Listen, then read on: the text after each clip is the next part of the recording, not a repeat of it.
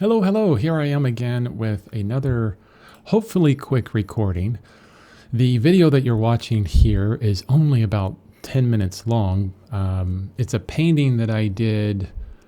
Oh man, when did I do this painting? I completed it on November 11th last year. And actually, I did it I started it the day before and then I completed it the next day.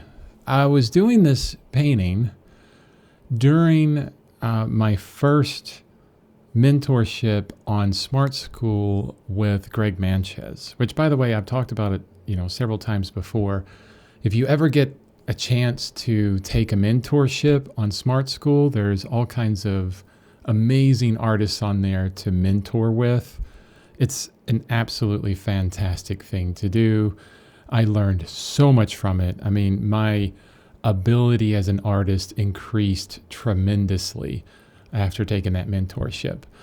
But the impetus for this painting was another student within the mentorship took a photo of himself, and it was a very dark, high contrasted lit photo, and he did a really good painting of it. And I asked him if I could use the photo, and he's like, sure. And he sent me the photo, and I basically did a painting from it, excuse me, as well. And at this point in time in the mentorship, I've already gotten a lot of feedback from Greg Manchez. Wonderful feedback, wonderful artist. He could pick out the things that you needed to work on like right away. I can't express enough how important it is to find someone like that to be able to get real feedback on your art. It's just so important. Well, the feedback that I was working on right now, and especially for this painting, was being more expressive with my brushwork. And I started this painting the same as I started, pretty much every painting I do is I work on the drawing. I try and get the drawing as close as possible because I feel like the structure is super, super helpful. And I'm using a little bit of guides here. If you can see, like there's a tick mark on the top of the paper, on the bottom, and on each side to kind of separate quadrants. And I believe on the image that I'm working from, it's also separated in quadrants as well to help me get the placement of everything. I've since done away with all of that. I used to use grids and all kinds of stuff, but now I want to be as authentic as possible and really express myself however that is. In a second here on the drawing, you see I'm using graphite, and this is on an oil-based paper. Not an oil-based paper, it's on an oil paper, Arches oil. So you could paint oil directly onto this. But what I did was I drew it out in graphite, and then eventually, you'll see in a moment, I covered it with GAC 100, which is a clear acrylic binder. Here I am going over the drawing and correcting mistakes that I saw after the first day. So second day is redrawing everything. And then I establish a lot of the darker darks with the graphite. And I'm doing a lot of correction on this drawing. It was a very difficult drawing to do at the time. If I do that much correction, definitely the drawing is challenging. And these marks that I'm putting down are indications of how I want to soften the brushstrokes out. And here's the GAC 100 going on. The reason why I do this is because this oil paper is great, but it soaks up all the oil. And here's the next day. Let the GAC 100 dry. But the oil paper soaks up all of the oil, and it's very hard to move the paint around on it. It's not as fluid.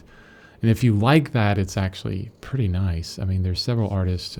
Nicholas Uribe loves that, and he paints amazingly.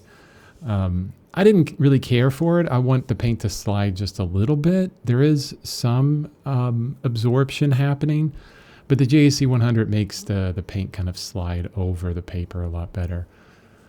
So the next thing I'm doing is I'm establishing all of my darks. The palette I'm using here is the Zorn palette, which is ivory black, cadmium red, yellow ochre, and titanium white. And I believe I'm using all gambling colors here.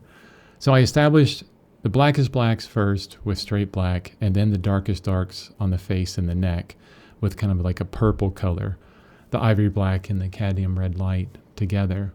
And then eventually I worked my way into the lighter areas. And as you can see, I'm doing more of kind of a block in, trying to get an idea of where everything is, not getting too detailed, just filling the paper with paint, getting rid of all the white. And if you work on white, it's almost necessary to do that because it's hard to tell all the colors surrounding everything when there's white.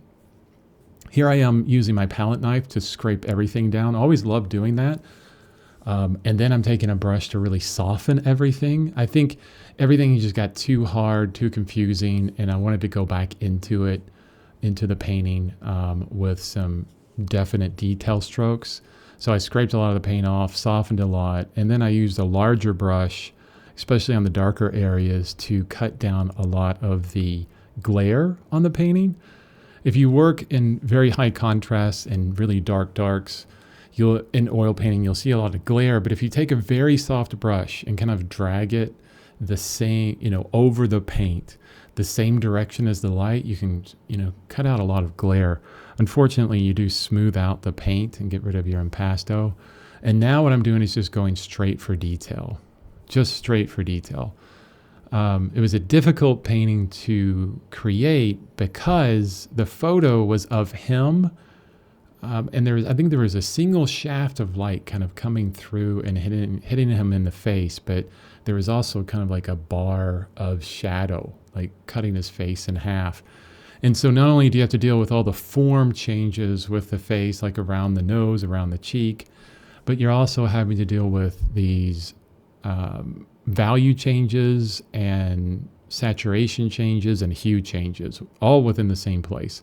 So very difficult. And at the same time, I'm adding in another aspect of this, which is be more expressive. Don't get so detailed with the painting that it looks exactly like the picture.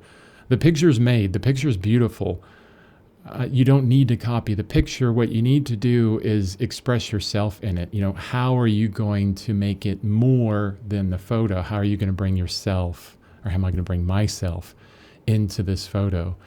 And being tremendously influenced by Greg Manches, I wanted to be expressive. I wanted big, bold brushstrokes. I wanted edges to change all over the place. I wanted super soft and lost edges and hard edges in the places where it counted or will count. And I remember his critique of this painting when it was done. And he was talking to me about several things, and it was mainly edges. You could soften here, you can soften there. We always feel like when we're painting that, oh my gosh, we're going way too far with this. Like, this is too bright of a color. This is too saturated. This edge is way too soft. That brushwork is too crazy. But then when you look at it, especially with someone like Greg Manches, who really knows their stuff, they say, yeah, you could have gone a lot further with that.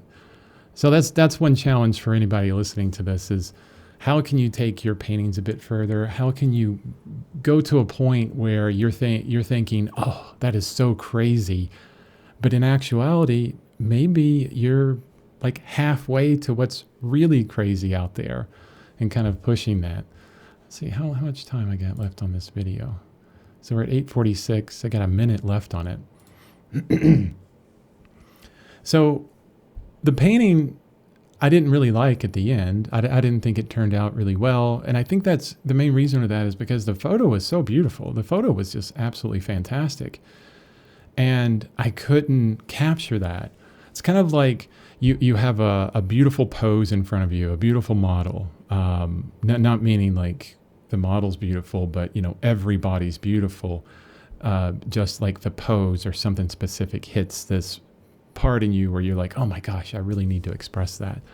And you find yourself, and I do this a lot, I find myself just lacking in the ability to express what I see. Like, oh, this is so fantastic, I want to capture it. And then at the end you go, I failed. I didn't capture the beauty in that.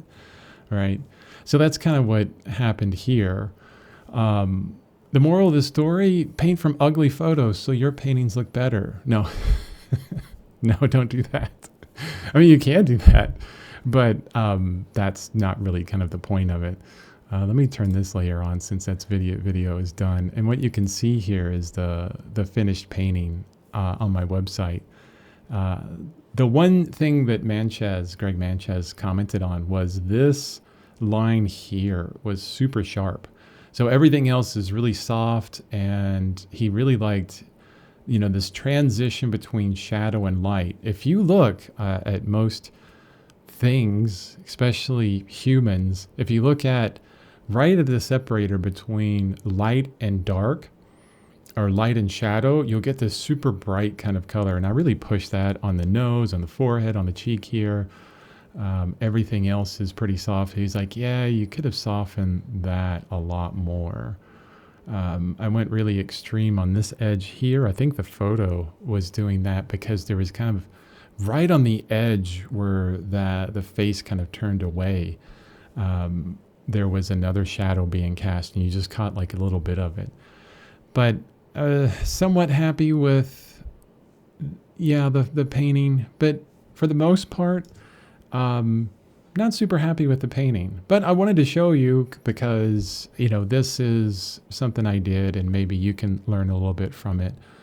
I think the biggest thing to learn from it is to push yourself, to really find that edge of where you think pushing is, and then try and go a little bit further. Find where you think it's super crazy, and then, or at least find that, find the place where in your painting, no matter what it is, maybe it's extreme contrast and values, or lack of contrast and values, like you bring everything together, extreme hues and saturation. Maybe push it a little bit to see how far you can take it or whatever. But anyway, there's that. Hope this was helpful. Have a wonderful day. See you next video.